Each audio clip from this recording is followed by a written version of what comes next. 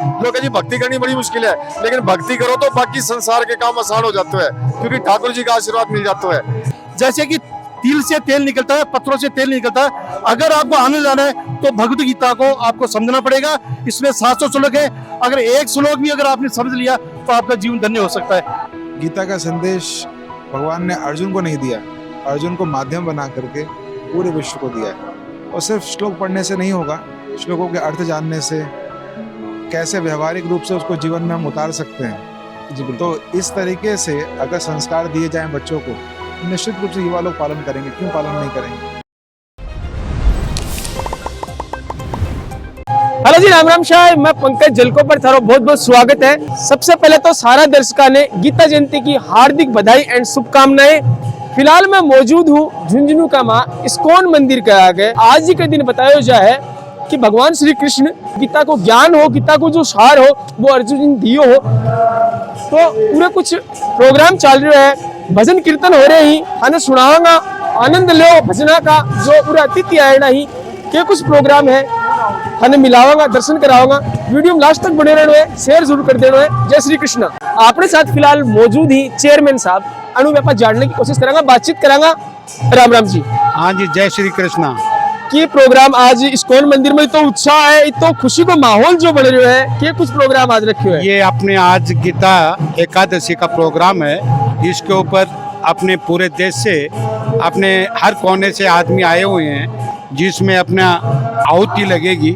इसमें 700 श्लोक बोले जाएंगे, हर श्लोक के ऊपर आहुति लगेगी। इससे बढ़िया और कोई भी अपने क्या अपना दिन होगा। बहुत बढ़िया प्रोग्राम है। हरे कृष्णा।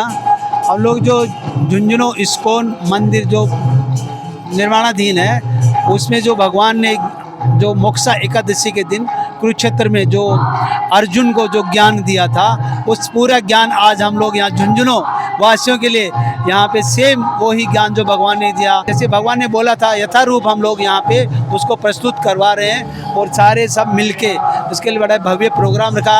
एकादशी है, सारे भक्तों के लिए एकादशी प्रसाद है, और अच्छे सब 700 श्लोक पूरे एक साथ एक ही दिन में। ऐसा मतलब बड़ा ही सौभाग्य है कि एक बार बोलने मतलब लाइफ में सुनने के लिए जिनको मौका मिलता है वो बड़े ही भाग्यशाली होते हैं। जी बिल्कुल। तो हम लोग ऐसे भगवान ने हमें ये सेवा दी है, तो हम लोग ये सेवा को करने के लिए सफल आप लोगों के सहयोग से जो जलको झुंझुनू का हम लोग बड़े धन्यवाद करते हैं, जो हमेशा आगे आके ऐसे प्रोग्राम दिखाते हैं। और हमेशा प्रभु जी और सारे जो हमारे चेयरमैन साहब हैं पवन केजरीवाल जी, तो हमेशा हमारे को प्रोत्साहित करते रहते हैं कि हमेशा जो भी प्रोग्राम हम लोग करते हैं तो बढ़ चढ़ के वो हिस्सा लेते हैं। और हमेशा अपना प्रभु जी जो हैं पवन जी गुड़ा वाले और सारे जितने भी लोग हैं यहाँ पे झुंझुनू में, तो हमेशा ये लोग हमारे सहयोग के लिए आगे ऐसे दोनों हाथ मिला के हमारे साथ चलते हैं और खड़े रहते हैं। एकादशी है, कौन सी एकादशी है और ये एकादशी को क्या महत्व है? हरे कृष्णा। तो जो आज का जो दिन है वो एक स्पेशल दिन है, और इसमें क्या खास दिन है, क्योंकि आज क्या है, आज गीता जयंती है और उसके बाद मोक्षा एकादशी है। तो ये जो गीता जयंती भगवान ने, श्री कृष्ण ने अर्जुन को माध्यम बना के ये ज्ञान दिया था। अर्जुन को ज्ञान देने की जरूरत नहीं, खाली हम लोगों के लिए, जो हम जितने भी जीव जंतु उनके लिए ये ज्ञान था। तो हमसे उसे गीता से क्या सीख सकते हैं? जैसे कि तिल से तेल निकलता है, पत्थरों से तेल निकलता है। अगर आपको आनंद लाना है तो भगवत गीता को आपको समझना पड़ेगा। इसमें 700 श्लोक है, अगर एक श्लोक भी अगर आपने समझ लिया तो आपका जीवन धन्य हो सकता है। प्रभु जी ते बतायो कि आज एकादशी है, मोक्षा एकादशी। मोक्षा एकादशी को क्या महत्व है? मोक्षा एकादशी वो दिन है जिस दिन भगवान श्री कृष्ण ने अर्जुन को कुरुक्षेत्र के मैदान में ये भगवत ज्ञान दिया था।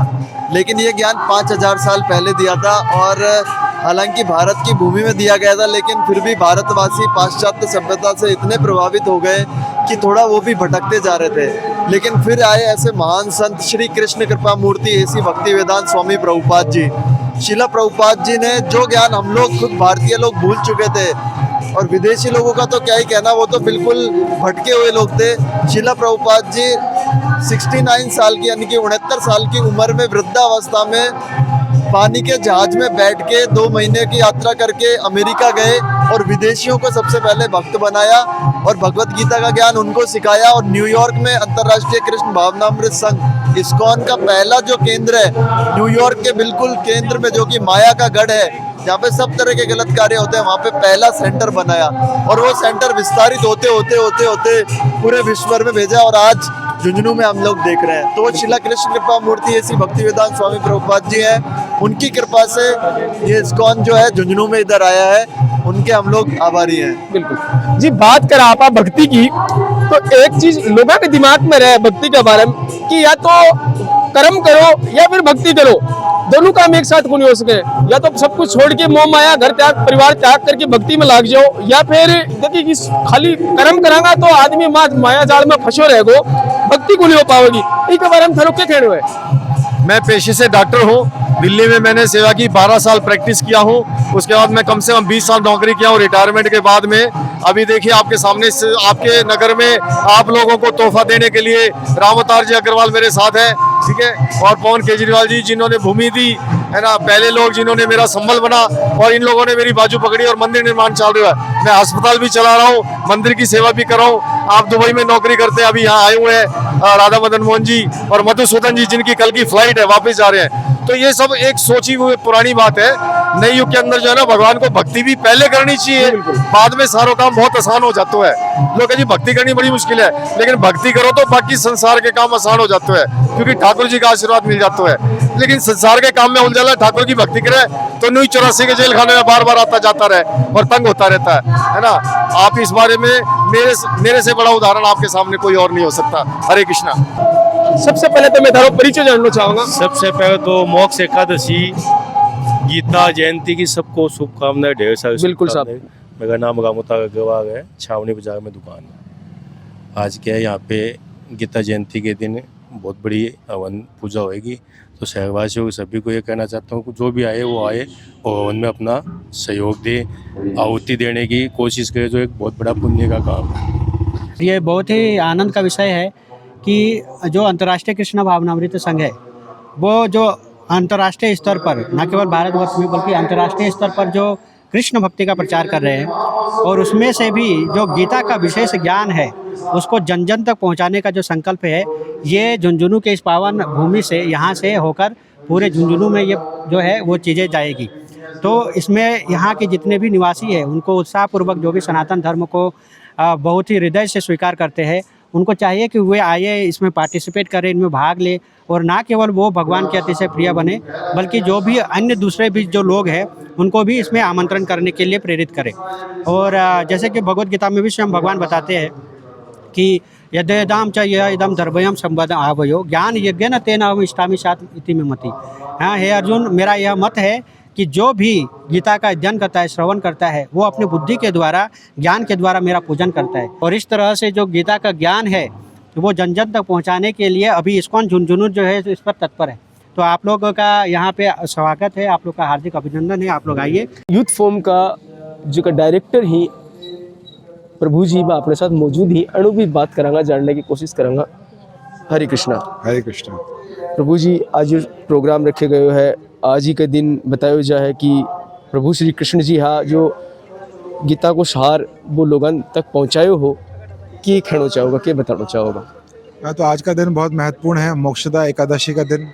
भगवान श्री कृष्ण ने आज के दिन अर्जुन को माध्यम बना करके ये गीता का जो संदेश है पूरे विश्व के लिए प्रकट किया।